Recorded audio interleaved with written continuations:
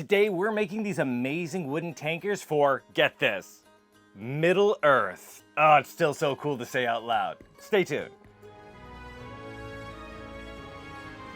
Greetings, adventurers, and welcome to Skill Tree, where we learn how to do just about everything. So as we've been talking about a lot recently, we are part of planning the Brandywine Festival. This is the first official Middle Earth LARP, and it's taking place in Kentucky this October. Check out the links in the description below to find out more. Now, it has been a crazy dream come true just to have anything to do with like official Middle Earth. It's absolutely nuts for me. So when our friend Bale, who is kind of pulling all this stuff together, mentioned to us that Middle Earth needed some tankards for their booth at San Diego Comic-Con, I couldn't have jumped at it harder. I was like, please let us make these. I want to make them so bad. I've made mugs before. You can check out that episode up here. But yeah, I wanted to make it so badly. So long story short, we went through some ideas and stuff, and we were granted the privilege of actually making these things. So this is what that episode is about. I'm gonna walk you through exactly how we made the tankards for the Middle Earth booth at the San Diego Comic-Con. All right, it's a big one. Let's jump right into it. So the booth itself is actually the Prancing Pony pub, but there's a cool catch in that it's made like super large, like man-sized, so that when you walk into the booth, you feel like you are hobbit-sized, which means the mug had to be like man-sized compared to you being a hobbit, right? It had to be huge. So for the dimensions I'm going with, it's going to be 9 inches tall, 5-inch wide at the base, tapering down to 4 inches at the top. I've never done that taper before, so that was a lot of figuring out to do. I'll go over how I did it soon. Even though it's a prop, I really wanted to make them real tankards. I'm making these things usable. So as such, the material that we're gonna use come from these oak planks that I got from Lowe's. The dimensions of those are 1/2 inch thick by 6 inches wide, and I believe they come in 4-foot lengths. But before I start cutting this stuff and planning that out, I wanted to make a bit of a jig so that I can get my taper correct. Through a little bit of trial and error, I figured out that in order to get that taper that I want, I actually had to make a cut only about 1/2 degree off. That 1/2 degree over those 9 inches and throughout all of the slats that we're gonna be using makes it enough so that it reduces down in size almost exactly 1 inch. So I just set my guide to that 1/2 degree and then ran this piece of plywood through it so that I had that shape. Then I just tacked on some boards at the end of that piece of plywood so it could help me push the stock through. That piece of ply, by the way, was cut 9 inches because that's how long I need the slats to end up being. This way they'll snugly tuck in between those two little boards and I can use that to control my cut. Okay, so with that figured out, the next step was actually start milling up the slats that I was gonna be using. For this, I just did a bunch of straight cuts 1 inch wide. Now I know I did the whole thing where I'm gonna be adding in that taper, but at this point, the stock is too long and I need to cut it down into those 9-inch chunks that I'm gonna be using. So starting with the maximum width that I want this thing to be, I can then go to my chop saw and set up a little jig so that I can cut everything to size and have it all be exactly the same for my starting point. By the way, for repetitive cuts like this, having a jig set up is so mint. I underestimate these little tricks that make things go faster, but this makes sure everything is exactly the same and perfect every time. So this brings us to our first big decision when making a mug like this, and that's how many slats do we actually want to use to make this thing. Now obviously how wide I cut it, I've already planned out a little bit how I wanted it to be. So if you're adding more slats and you're shooting for a very specific diameter of this thing, then you're gonna have to kind of calculate this out ahead of time. I'd love to tell you I busted out some fancy math to calculate that, but I did a couple in pine to figure out exactly how much I wanted it to be. And that's more how I figured it out. I did some trial and error first. But the biggest takeaway from that is the less slats you use, the more kind of rigid it will be, the more octagonal shape this is gonna be. So for this one, I only used 8 slats, and you can kind of see how rigid it is. I didn't want this to be that way. I wanted it to be a lot more smooth, so I actually went for 18 slats on this thing. That number is also important because it's how we're gonna figure out the angles to make sure everything fits together nicely and makes a perfect circle. So to do that, we just take a perfect circle, which is 360 degrees, and we divide that by the number of slats that we're going to be using. So in my case, 18. So 360 divided by 18 equals 20. And then since it has 2 sides, you're gonna divide that by 2, so 10. Each side needs to be 10 degrees in order to make a perfect circle. So I just set my saw to that 10 degrees, then use that angled jig that I made to slide my stock through. Once that was all the way through on one side, I just flipped the entire assembly over, making sure that the thinner side goes where the thinner side should go. Remember, the whole thing needs to taper, so you need to go in the same direction. Then ran it through again just to get my angle. That gives me this nice tapered shape with these perfect angles on the side. Then I just did the same exact thing with all the remaining slats that are gonna go into this mug. Now here's something that either I should have done before. It works out okay. I would probably do it before making those angled cuts if I were to do this again. That is actually adding the recess that the base of the cup is gonna go in. Basically, I want to, cut a circle that's gonna be the bottom of our cup, and there needs to be a recess for that to sit into to make a nice watertight seal. Now, if you have something called like a dado blade, which is like blades stacked next to each other to make them wider, basically, you can totally use that. Just set it to whatever the thickness of your stock is, and then you can pass right through. I don't have that, so the way around it is actually just to set your saw up so that you make your first cut, and then you move the gate of your saw a little bit, and then make another cut. And then you just proceed to do this until you get it the width that you need in order to fit your material. I also set my saw blade about 1/4 of an inch high, so my recess is gonna be about 1/4 of an inch in there. Also, to save me some trouble, I marked out on the saw exactly where to start and where to end, so I got the thickness that I wanted. This way I didn't have to keep measuring it out, I just went until I hit my line. Now you can see that when I line them all up, they start to form that arc, and all of those recesses line up perfectly. After doing this with all of them, I just kind of laid them out and taped them together so that I can roughly put it into shape and make sure everything's gonna work out. And guys, look at that. I was so proud of that coming out the way it did. Even though I had made some test pieces and stuff, notice they are straight. This is the first time I ever tried that taper, and I tried it on the actual stock, which was brave to say the least. But the mathed, and it worked out perfectly. I was so excited about it. You can even see all the recesses all around fit perfectly. Everything's it's just working out, which I'm gonna be honest, I needed because it was like 100 degrees outside, and I was figuring it out as I went. Oh man, I was so hot.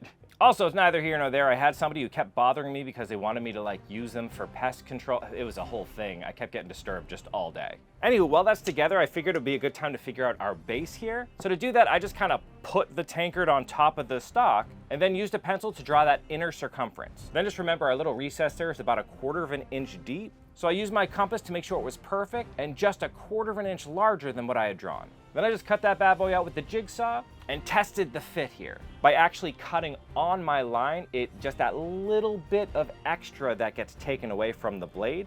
I believe that's called the kerf of the blade, by the way, the part that gets missing from the blade. But that little bit extra made it so that it fit nice and snug, but it wasn't impossible to fit together. I didn't have to keep sanding the edges down until it worked. Next, while I was doing this, I figured it'd be a good time to put in the handle as well. I was trying to work out how I would do it once it was all together, and I think the best way is to attach the handle to the slat first and then put it all together. So I just kind of lined the sucker up with some stock so I can gauge how big this handle needs to be. So after I cut that out with my jigsaw, I just did a little bit of extra fit and finish because it'd be difficult to sand the underside of it once everything's connected. Then I lined it up and marked it out where it should fall on my mug and went ahead and drilled some holes using some tape on the bit so I knew exactly how deep I was going. Now, this project actually taught me a really cool trick. I've had issues before when I've been trying to do this and match holes up, where I'd make holes in one piece of stock and then I'd make the corresponding holes where we're gonna use a little dowel to connect things together, and getting them perfect has always been tricky, a lot of measurement. Turns out though, this could be just dead easy. All I had to do was put a piece of tape on it, reversed, so the sticky side is facing up. I just kind of folded the edges over so I can stick those edges to the sides of it. But yeah, you want the sticky side facing up. Then I used my pencil to just mark out where those circles were and exactly where the middle hole was. With that there, it was easy to just kind of stick it onto the mug where it would go, let the tape stay in place, and now I have my holes exactly spaced out correctly. From there, it was really easy just to go back in with my drill bit, again marked for the right depth, and drill out those holes. It was important for me to have the right depth. I actually didn't want this to go all the way through. You could do that. You could send your dowel all the way through and then cut it flush afterwards, but I just kind of liked the look of it being super clean inside. But with those good to go, I just filled the holes with some glue, tapped in my dowel, and then tapped my handle into place. And again, it's little tips like this that I absolutely live for. Now that lined up perfectly, there was no guesswork in it. It worked. It worked great. So at this point, it's time to actually assemble this thing. So exciting. To do this, I just put glue in between all the slats, closing them up a little bit as I went to make sure the glue spread out evenly. I also put a lot of glue into the place where the bottom would recess into. Then I carefully folded it up into a cylinder, using that bottom as a guide and holding it in place temporarily with some elastics before wrapping the whole thing in rope and kind of using some drill bits as a tourniquet to get it as tight as possible. You know, again, I'm struggling with this. There's glue everywhere, and the salesperson came back up my driveway. Like, he just comes rolling up my long driveway on his little Segway, and I hear him coming, and I'm trying to be polite, but man, it was bad timing. He was like my ghost. He was haunting me the entire time. Anyways, make sure before the glue dries, you wipe away any excess because you don't want a lot kind of on the outside, but you do want enough glue that you see it seeping through. That means you have enough glue. And once it dried, I sanded everything smooth, and look at how good this looks. Like, I don't want to come across like I'm patting myself in the back too hard, but I'm genuinely really proud of that. Look at how cool that is. And look at how big it is. It's absolutely massive. It was one of those projects that as I was doing it, I had to stop and keep giggling at it because it was just really cool. Though it's at this portion that one of the coolest parts of it, and it isn't even like my original work here. This is actually the Prancing Pony artwork from Daniel Falconer. Daniel Falconer does amazing artwork. I'm gonna leave links to his stuff below. But he did a lot of artwork and design for the Lord of the Rings movies. Like, oh, it's amazing that I get to work with his artwork. I'm so appreciative. It's incredible. Because of that though, I wanted to respect it and make it as perfect as possible. So we actually started with this in the laser, marking everything off and having it just cut the design deep enough so that we knew it was perfect and it was exactly how it was supposed to be. And look at how pretty that is. Oh, it's so cool. Though we do want this to end up looking a lot more in-world. We don't want it to look laser cut, so we'll address that shortly. But still, oh, it's so neat. That said, the whole thing is too clean at this point. It looks really nice, but I wouldn't say this is from like a fantasy world, right? I wouldn't look at that and go, that's from Middle-earth. So let's start adding a little bit of extra character to this thing. But for that character, I didn't want to add a stain or anything. I wanted it to stay as natural oak as possible because I think that just has a more authentic look to it, and oak's beautiful. So to bring out those grain lines, I actually just used a torch, slowly passing it over the grain, which really makes it pop out. Next, we decided to do our first sealing on this thing and kind of maintain the original look it has. Basically, I was worried about my grubby little fingerprints getting where I didn't want them to be and, you know, maybe getting watermarks on it or something. I'm really precious about this thing at this point. And this is the next thing I learned from the internet for this project, and that is making our own wood sealer. Basically, we made this concoction here. This is basically made out of 4 parts mineral oil and 1 part beeswax. You can play with that ratio as you want. The more mineral oil you have, the kind of creamier the texture will be. And then by reducing that, you're gonna make more kind of a bar to use. But this is great because it not only seals and protects the wood and honestly makes it look just incredible, but it's also food safe, which is hard to find a good food safe finish. And this is the one that's been recommended by people who do a lot of wood turning, making bowls and such. So once the wood had some time to soak that in, Maddie actually went back in with the Dremel and started carving in that Prancing Pony symbol. Again, we want this to look more in-world, like somebody actually carved it. And the best way to do that is to have somebody actually carve it. And she did a phenomenal job, just kind of bringing in those edges, adding a lot of texture inside of that carving. And she wanted to keep it a secret, but it's the first time she ever used the Dremel. I was on vacation and she's like, I figured out how to use a Dremel today. Trying to figure out how to change the chuck and the bits and all that type of stuff. She did a great job. And she was real smart. She made a test piece and practiced 1,000 times first. It really did come out amazing. She did such a good job. And to make it stand out a little bit more, she actually used some of this India ink here and painstakingly painted into every one of those lines. All right, so from here, we're really gonna drive this look home. So like this one here, we have these bands at the top and the bottom. That gives it almost that whiskey barrel kind of feel, and I don't know, to my mind, is what a tankard or a wooden tankard like this should look like. Now, I played with doing this out of metal, but at the end of the day, I thought that leather would work out better. I know, everybody who's been watching the show's laughing at me because I had leather and everything, but tell me this doesn't look awesome. By the way, to stick it on like that, I actually just used contact adhesive. But I didn't want to rely on that because, again, I do want this to be something that is usable. And if you were to wash this a lot or whatever, I'm afraid the contact adhesive will start to let go over time. So using a wing divider, I marked out where I wanted little nail holes to go. Then I pre-drilled them and hammered in these little rough tacks. I think these, by the way, are like upholstery tacks or carpet tacks or something like that. But look at how cool they look with that square head. It makes them look just like old nails that were made by a blacksmith. It's perfect. Though now that we have that in there, it really makes the handle look a little bare to me. So I just decided it'd be a really nice touch to wrap the whole thing with some of this leather cordage here. It also bulks up that handle a little bit, giving it just a better feel in the hand. Now, up until now, I've been saying a lot of things like, I made this cut a million times, or like, Maddie spent a lot of time painstakingly coloring it in. And you might be thinking to yourself, yeah, but it's just this one thing, it's not that big a deal. This is the big reveal that we were doing 6. We did 6 all at once. When I was out in the heat, I was cutting 18 slats for 6 mugs. Every cut, both sides, and then gluing it all. It was a whole day's worth of me just baking. It was wild, and at this point, I am a professional at making tankards. I can make these things in my sleep. Anywho, as nice as these things look, they were still just a little too clean. We were asked to make them look like they were well taken care of, but used. So to really drive this effect home, Maddie took some of that India ink and mixed it with water to make a wash, and slowly kind of vignette them in the areas where it'd be harder to reach, or maybe water would catch and drip over time. Just really add a lot of texture and color to this thing.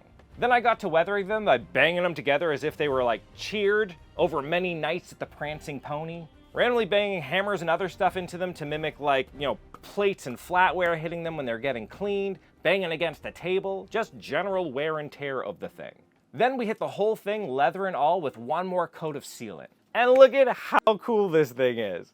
It came out so good. Little Middle Earth logo on the bottom looks great. It is absolutely massive. And not only that, but it holds liquid. It holds a lot of liquid. And it does so for hours.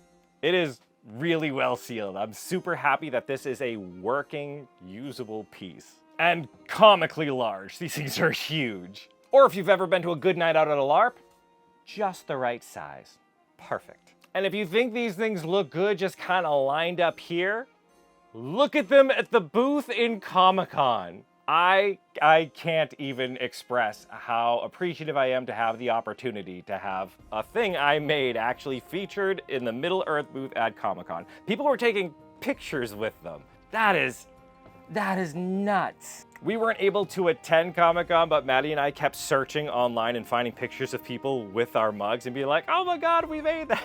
It's so neat. Huge thank you to Middle Earth for giving us the opportunity to do that. You made my year, I think. It's so cool. Not only did we get to do this, I only have some pictures of it here, but we actually made the aprons for it as well. I didn't record the making of that because the turnaround time was really fast. I made those in one night. In conversation with Bale, I heard there was a need for them. I knew I had the materials and I could pull it off, so I just did and then sent it. But yeah, 2 things I made were featured in the booth of Middle Earth at San Diego Comic-Con, and that, man, I'll never get used to that, saying that out loud. That's cool. If you did happen to visit and see those things or have pictures or whatever, could you jump on the Discord and send them to me? That'd be really cool. I think that'd be neat. And let me know what you thought of them. You actually got to handle them and stuff. I hope you liked this episode and you like kind of walking along this project with me. It was a really cool experience. I learned a whole lot from it. But I'm always open to learning more, so if you do this or you have other ideas on how we can make it or different fun designs for stuff like this, leave it down in the comment section below. Otherwise, if you like the project and everything, why don't you give me some of that like it love, and don't forget to subscribe so you know when I release new content. In the meantime, though, keep leveling up, you. You've made it to the end screen. YouTube loves it when you do that. It's a fantastic way to support this channel. Another fantastic way to support this channel is by joining these people's noble ranks. These are our Patreon members, and we can't do any of this without them. We had an amazing opportunity with this video, and it is because of Patreon's generosity that we were able to get materials for it and turn this thing around. So thank you so much. Huge thank you to our new high-tier Patreon members, Rick Borsma and Malachi. And a massive thank you to our Grandmaster tier Patreon members, Ghetto Medic, WildFox99, Froggy, Dragon Designs, and Yuri Satro. Again, I can't express enough how much I appreciate your support in our little journey here and making the channel grow all the time. Thank you so much for everything you do. If you like what we do here and want to support us, consider joining our Patreon, link in the description below. Otherwise, you can check out one of these videos that YouTube thinks you'd like, and that honestly helps a lot too. All right, I gotta get going. I've caught the bug. I'm gonna go make More tankards, I think. I want one for me now. Same size, if not larger. Amazing.